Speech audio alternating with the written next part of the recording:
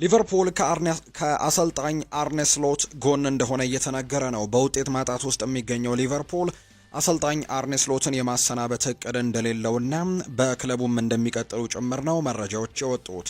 የሊቨርፑል ባለቤቶችና የክለቡ አስተዳደር ሁሉንም ለአሰልጣኝ አርኔ ስሎት ድጋፍ እንደሚያደርጉ ነው የተነገረው። አሰልጣኝ አርኔ ስሎት በበኩላቸው በሊጉ ያለው ሁኔታ መለወጥና ነገሮችን ማሻሻል እንዳለባቸውም እንደሚያውቁ ነው እየተገለጸ የሚገኘው። በክረምት የተጫዋቾች የዝውውር መስኮት ከፍተኛ ገንዘብ ያወጣው ሊቨርፑል በጥር በድጋሚ ወደ ገበያው ለመግባትም ማቀዳቸው ተነግሯል። ዝውውሩ በገበያው ላይ በሚኖረው አማራጭ ላይም የተመረኮዘ እንደሚሆን ሲገለጽ፣ ቢያንስ ግን አንድ ተጫዋች ለማምጣት ማቀዳቸው ነው ፋብሪዚዮ ሮማኖ መረጃውን እያጋራ የሚገኘው። የአርኔ ስሎት ነገር ግን አሁንም ቢሆን በሊቨርፑል ባለስልጣናት ዘንድም እንግዲህ አሁንም ድጋፍ እንዳላቸው ነው እየተነገረ የሚገኘው። ነገር ግን ቀጣይ ጨዋታዎቻቸው በትልቁ ሊወስናቸው እንደሚችል ይታመናል። ከዚህ በኋላ ሽንፈቶች የሚቀጥሉ ከሆነ እንግዲህ በትልቁ ጫና ውስጥ ሊገቡ የሚችሉበት እድል እንደሚኖር ነው እየተገለጸ የሚገኘው።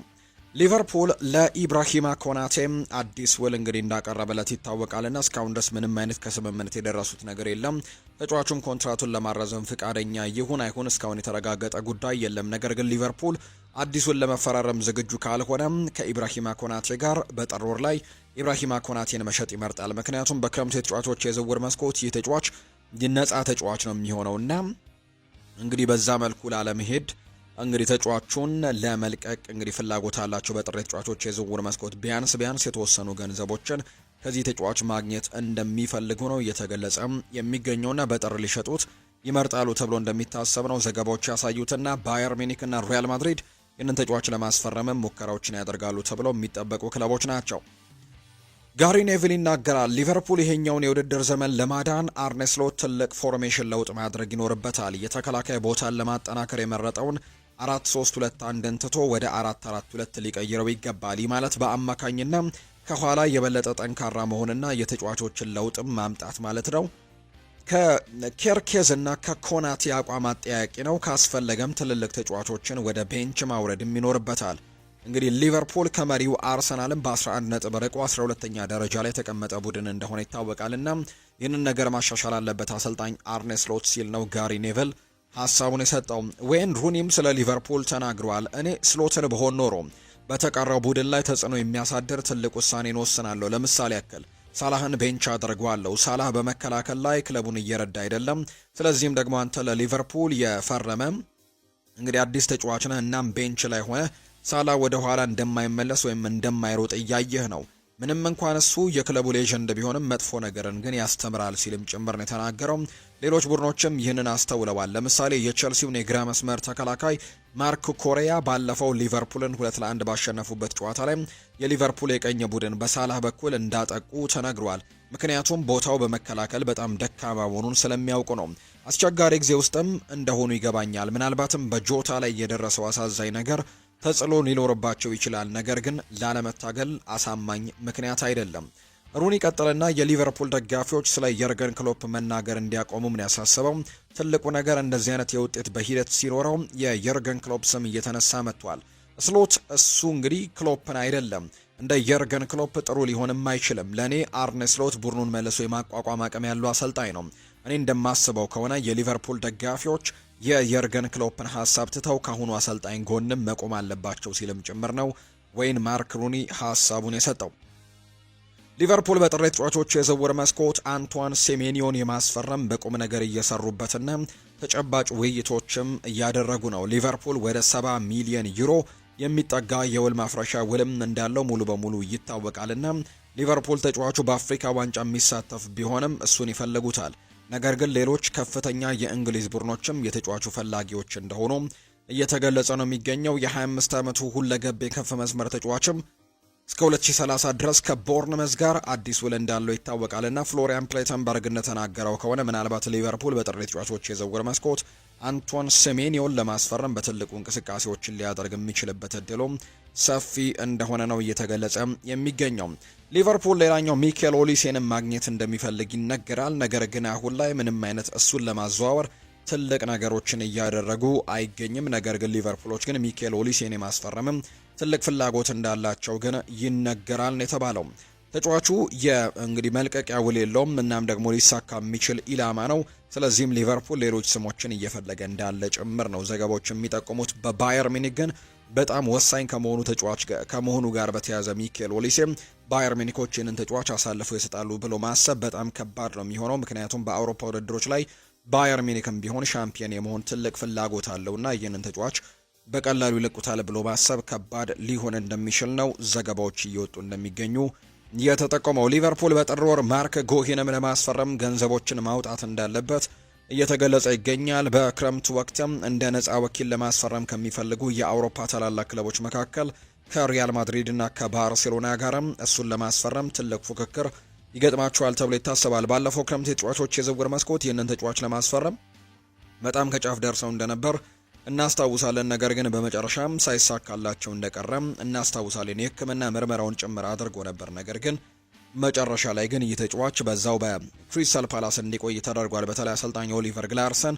ይህ ተጫዋች እንዲለቅ አለመፈለጋቸውና በክለቡ እንዲቆይ መፈለጋቸው ወደ ሊቨርፑል ሊያመራ የነበረውን እድል ጠባብ እንዲሆን እንዳደረጉ ይታወሳልና በሚቀጥለው የዝውውር መስኮቶች ግን በክረምቱ ነፃ ነው የሚሆነው። ከዛ በፊት ደግሞ ምናልባት ክሪስታል ፓላሶች ገንዘብ ማግኘትን የሚሹ ከሆነ በጥር ተጫዋቾች የዝውውር መስኮት ይህንን ተጫዋች መልቀቅ ይኖርባቸዋል ተብሎ ይታሰባል። ኤንዞ ማሬስካ ይናገራል። ባርሴሎናን ለማሸነፍ ያለንን በሙሉ እንሰጣለን ሲል ነው የተናገረው። የሰማያዊዎቹ አሰልጣኝ ኤንዞ ማሬስካ ከባርሴሎና ጨዋታ በፊት ከቻምፒየንስ ሊግ ጨዋታቸው በፊት ነው በርከት ያሉ ሀሳቦችን ያጋሩት። ባርሴሎና የማይታመን ቡድን ነው። ዛሬ ደግሞ ጨዋታውን አሸንፈን ለመውጣትም ያለንን ሁሉ መስጠት አለብን ሲሉ ጭምር ይናገራሉ። ኤስቴቫኦ ትልቅ ደረጃ ላይ ነው። ለብራዚልም መጫወት ጀምሯል። ገና ልጅ ነው።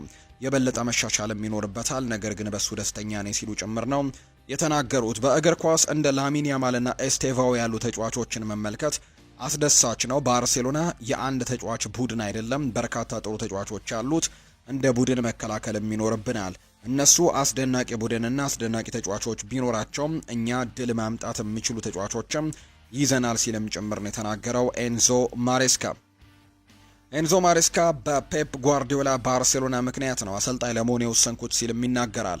ማንም ሰው ከዚያ ባርሴሎናና ከፔፕ ጓርዲዮላ ጋር ሊወዳደር የሚችል አይመስለኝም። የስፔን እግር ኳስን ቀይሯል ብዬ አስባለሁ። እያንዳንዱ ክለብ በዚያ መንገድ ለመጫወት እየሞከረ ነበር። ከዚያም ፔፕ ጓርዲዮላ ወደ ጀርመን ተዘዋወረ። እናም ሁሉም ሰው ደግሞ በዚያ መንገድ ለመጫወት እየሞከረ ነበር። የጀርመን ብሔራዊ ቡድንም በእነዚህ ዓመታት አንድ ነገርን አሸንፏል። እኔ እንደማስበው ፔፕ ወደ እንግሊዝ ከመጣ በኋላ ብዙ ክለቦች ተመሳሳይ ነገር ለማድረግ ሞክረዋል፣ የእንግሊዝ ብሔራዊ ቡድን ጨምሮ። ስለዚህ ማንም ሰው ከፔፕ ጓርዲዮላ ጋር ሊወዳደር አይችልም ብዬ አስባለሁ። ምክንያቱም ባለፉት 20ና 25 ዓመታት እግር ኳስን ቀይሮታል ሲልም ጭምር ነው የተናገረው አሰልጣኝ ኤንዞ ማሬስካ ስለ ፔፕ ጓርዲዮላ ሲናገር። ሌላኛው ማሬስካ ስለ ኮል ፓልመር ሲናገር መቼ እንደሆነ በትክክል ባላውቅም ነገር ግን ወደ ሜዳ ለመመለስ በጣም ቀርቧል ነው ሲል ነው የተናገረው። በተለይ በርካታ የቼልሲ ደጋፊዎች የሚጠብቁት ጥያቄ አለ። ከአርሰናል ጋር በሚደረገው ጨዋታ ይደርሳሉ የሚል ጥያቄ አለ።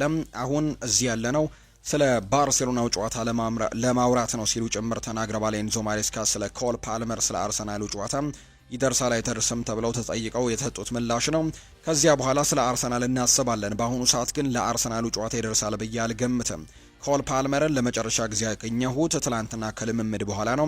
ስሜቱ ምን እንደሚመስል ለማየት እንጂ ስለ ጉዳቱ ዝርዝር ጉዳይ አልጠየቅኩትም ሲሉ ጭምር ነው የተናገሩት። ስለ ተደራራቢ ጨዋታዎችም ተጠይቀው ነበር። እንዳልከው ከባድ ሳምንት ነው። ነገር ግን ከዚህ ሳምንት በኋላ ከሜዳ ውጪ ከሊድስ ዩናይትድ፣ ከቦርንመስ፣ ከአታላንታ ጋርም ስለምንጫወት ሌላ ፈተና አለብን። ሁሉም ጨዋታዎች እንግዲህ ዋጋው 3 ነጥብ ነውና የባርሴሎናና የእሁዱ የአርሰናል ጨዋታም በየራሳቸው ምክንያት ወሳኝ ናቸው። ለእኛ ግን ዋናው ነገር ጨዋታን በጨዋታ ትኩረት አድርጎ መሄድ ነው ሲልም ጭምር ነው የተናገረው። ስለ ፈርናንዴዝ አቋምም ተጠይቆ ነበር። እኔ ሁሌም ቢሆን እሱ ምርጥ ተጫዋች እንደሆነ አምናለሁ። ኤንዞ በመጀመሪያው አካባቢ የተሰጠውን ሚና ለመረዳት ተቸግሮ ነበር። አሁን ግን በሜዳ ላይ ለእኛ ወሳኙ ተጫዋች ነው ኤንዞ ፈርናንዴዝ ሲል ነው ኤንዞ ማሬስካ የተናገረው። በአውሮፓ ሱፐር ካፕ ባርሴሎና ላይ ስላገባበት ጎልም ተጠይቆ ነበር። እንደ ተጫዋች ያ ለኔ ትልቅ ጊዜ ነበር። ህይወቴ ካገኘኋቸው ጎሎች ሁሉ ቀላሉ ነበር። 2-0 እየመራን ነበር። የተገኘውን በ90 ደቂቃ በፍጹም ቅጣት ምት ነው። ደስ የሚል ስሜት ነበር። አሁን ግን ነገሮች ለየት ያሉ ናቸው። እነሱ ባርሴሎናዎች አስደናቂ ቡድን ናቸው። እኛም ደግሞ ለማሸነፍ አቅማችንን ሁሉ አውጥተን እንጫወታለን ሲል የተናገረው ማሬስካ ባርሴሎናን ስለማሰልጠን ስላለው ህልምም ሲናገር እናንተ ሁሌም በጋዜጣዊ መግለጫዎች ላይ ስላላችሁ ታውቃላችሁ። ስለ ወደፊቱ ስትጠይቁኝ ሁሌም መልስ የሚሆነው እዚህ ቸልሲ በመሆኔ ምን ያክል ደስተኛ እንደሆንኩ ነው መነግራችሁ ሲልም ጭምር ነው የተናገረው። ኤስቴቫውና ላሚን ያማልንም ማነጻጸር ተብሎ ተጠይቆ ነበር አሰልጣኝ ኤንዞ ማሬስካ። ገና ካሁኑ በከፍተኛ ደረጃ እየተጫወተ ነው። ኤስቴቫው በብራዚል ብሔራዊ ቡድን ውስጥም ቋሚ አስተላለፍ ውስጥ እየገባ ነው። በጣም ወጣት ነው። ብዙ ነገሮችን ማሻሻል እንደሚችል ጥርጥር የለውም። በሱ በጣም ደስተኞች ነን። እግር ኳስን ለሚወድ ሰው እንደ ኤስቴቫው፣ ላሚን ያማልና ፔድሪን መመልከትም የሚያስደስት ነገር ነው። የእግር ኳስ ውበቱ ይሄ ነው። ኤስቴቫው የኛ በመሆኑ ደስ ብሎኛል። ጥሩ ነገር እንደሚሰራም ተስፋ አደርጋለሁ ሲልም ነው የተናገረው። ስለ ሌቫንዶስኪ ደግሞም ተጠይቆ ነበር። ምንም ጥርጥር የለውም ሌቫንዶስኪ ድንቅ ተጫዋች ነው። በእግር ኳስ ውስጥም ትልቁን ነገር ማለትም ጎል ማስቆጠር እንደሚችል ህይወቱን ሙሉ አሳይቶናል። እኛ እንደ ቡድን ለመከላከልና ጠንካራ ለመሆን እንሞክራለን። እርግጥ ነው እንግዲህ እንደ ላሚን ያማል፣ ፈርሚን ሎፔዝ እና ፍራንኪ ዲዮንግ ያሉ ብዙ ተጫዋቾች ያሏቸው ቢሆንም ግን ጨዋታውን ለማሸነፍ እንጥራለን ሲልም ጭምር የተናገረው። የኋላ መስመራቸው ወደፊት ተጠግቶ መጫወት ወይም ሃይላይን እንደ ክፍት ሊሆን እንደሚችል እርግጠኛ ነኝ። ነገር ግን ኳስን በሌለ ሰዓት ደግሞ ጥንቃቄ ማድረግም አለብን። ብዙ የጎል ዕድሎችን ይፈጥራሉ፣ ሁሉም ጎል ያስቆጥራሉ። በማጥቃትና በመከላከል ረገድም ደግሞ ያላቸው ትክክለኛ ሚዛንን መጠበቅ ይኖርብናል። ማሬስካ ከመጀመሪያው የምድብ ጨዋታ በኋላ ስለታየው መሻሻልም ሲናገር ከባየር ሙኒክ ጨዋታ በኋላ አሁን ላይ የተሻለ ቡድን ሆነናል ብዬ አስባለሁ። እርግጥ ነው እያንዳንዱ ጨዋታ ይለያያል። በግሌ ግን ሳየው ቡድኑ ከቀን ወደ ቀን እየተሻሻለ እንደመጣም ማምናለሁ ሲልም ጭምር ነው እንዲሁ የተናገረው። ማሬስካ ኩኮሬያ ላሚን ያማልን ስለመግጠሙ ሲናገር ኩኮሬያ ለዛሬው ጨዋታ ብቻ ሳይሆን ሁሌም ለኛ ትልቅ አቅም የሚሰጠን ተጫዋች ነው። ክለቡ ከመጣው ጊዜ ጀምሮም እጅግ በጣም አስገራሚ ነው። በመከላከል ብቻ ሳይሆን በጨዋታ እንቅስቃሴ ውስጥም ትልቅ ዋጋ ያለው ሰው ነው። ለሱ በጣም ደስተኞች ነን። ባርሴሎና እንደ ቡድን ልንገጥማቸው የሚገቡ ተጫዋቾችም አላቸው ሲልም ጭምር ነው እንዲሁ ሀሳቡን የሰጠው ማሬስካ ሲናገር። ቲኪታካ ዘመኑ አልፎበታል ተብሎ ተጠይቆ ነበር። አላውቅም፣ ምን አሰልጣኝ ለመሆን የወሰንኩት ግን ከአመታት በፊት በባርሴሎና በጋርዲዮላው ባርሴሎና ቲኪታካ ምክንያት ነው ሲልም ጭምር ይናገራል። እንግዲህ ይህንን ሀሳብን የሰጠው ስለ ባርሴሎና ዘንድሮ ጥንካሬ ሲናገር አስደናቂ ሁኔታ ላይ እየተጫወቱ ያሉት ከባርሴሎና ሁሌም ትማራለ። የሚጠብቁትና የሚከላከሉበት መንገድም ድንቅ ነው።